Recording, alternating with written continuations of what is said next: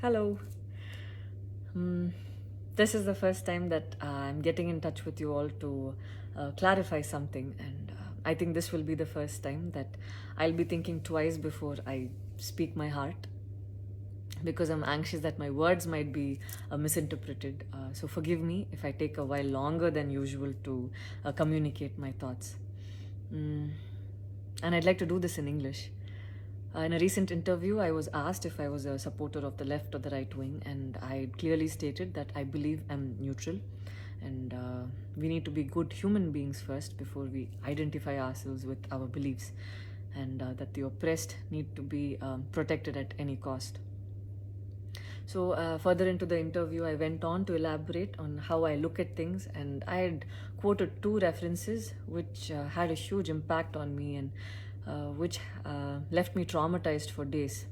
In fact, after I watched the film The Kashmir Files, I had the opportunity to speak with the director, and this was 3 months ago. I remember telling him that I was disturbed seeing the plight of the people at that time, and being someone that I am, I would never belittle tragedy like the genocide and the generations of people who are still affected by it. Having said that, I can never come to terms with the mob lynching incident that had taken place during our COVID times, because I remember seeing that video and being shaken for days.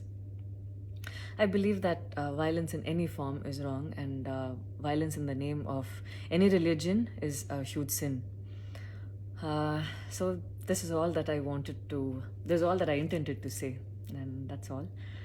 But it was very disturbing to see that many people online justified the mob lynching incident, and I don't think any of us have the right to take another person's life.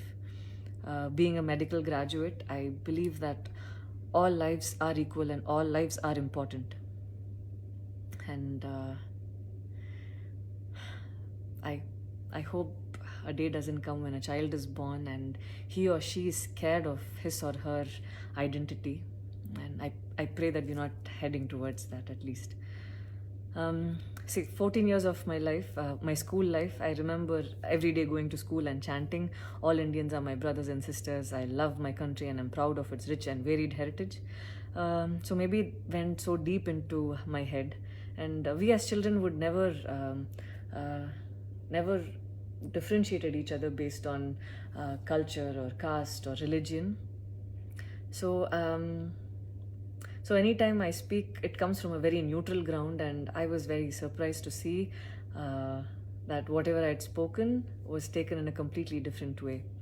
And it was also very upsetting to see that a lot of prominent personalities and websites had carried a snippet from the previous interview that I had given, even without seeing the complete interview or the genuinity behind what was said.